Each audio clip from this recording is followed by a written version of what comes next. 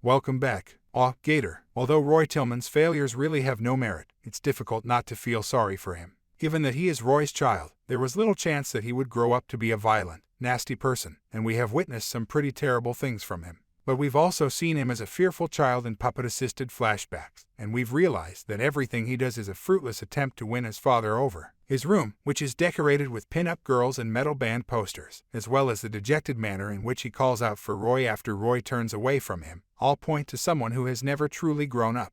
Joe Keery does a great job portraying him as a jerk, but one who is really vulnerable and could have been someone else if he had been raised properly. Or perhaps not. Throughout the course of the episode, Gator's downfall is revealed, first, as old shack-bound prisoner, then, as he is blinded and must march across the icy plain, and last, when he returns to Roy as a useless hand. It's obvious that Ole believes Gator was carrying out Roy's orders. If he had known the truth, would his warped sense of honor have caused him to behave differently? Gator's ultimate destiny will be revealed in the season finale, much like the majority of the plots this season, although it appears to reach a devastating culmination in this episode. Dot, a little distance from Gator, is likewise confined and longs to get out of a shack. Dot, however, is luckier. She escapes Roy's vigilant observation and breaks free from her restraints with a combination of cunning and willpower. Dot may have managed to get away, but she is still not free. In The Useless Hand, the penultimate episode of what seems to be Fargo's fifth and greatest season, or at least the most consistently satisfying, she finds herself trapped on the Tillman Ranch and becomes the center of attention for everyone else. Lorraine is one of many on the prowl for her job, but her distance doesn't mean she's worthless. She may call upon powerful people, such as the Orange Idiot, for assistance while she is perched high above the Twin Cities. She exclaims, "It's time I got something for my money." In addition, Lorraine has a formidable, recently hired lieutenant named Indira, who is dressed sharply. Indira appears to have accepted Lorraine's employment offer and is tackling the task with her usual skill.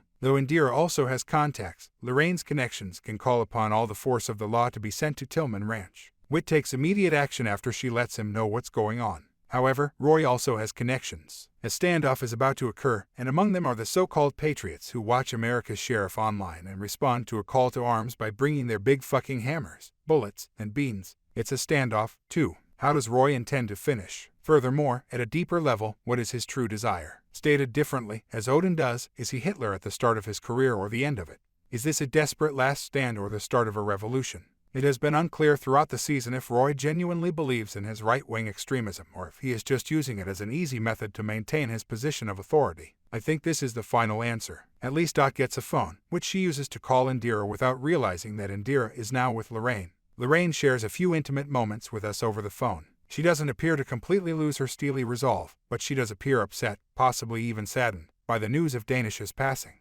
Dot also wants to know Lorraine's motivation for assisting her. It appears that her mother-in-law has grown attached to Dot, so she is unable to respond honestly. Who could have predicted that? Nevertheless, the progression makes sense. Lorraine had been showing signs of weakness practically from the beginning.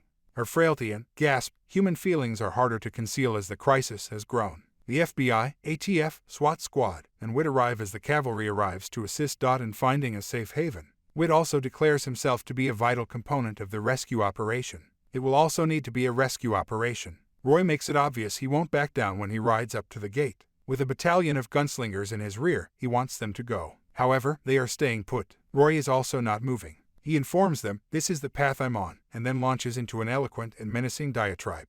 This will not go well in the end. One threat becomes two as the show comes to a close. Ole pulls Roy's men out of the hole they use as a burial as soon as he finds Dot hanging out there. He then rescues her, giving a nod of respect to a tiger who is now up on her feet and armed as well. Fun stuff. I thought for a moment that Fargo had peaked because of all the hoopla around the mid-season.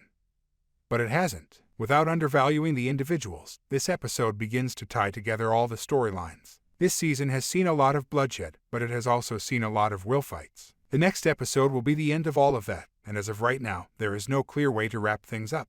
For more, subscribe.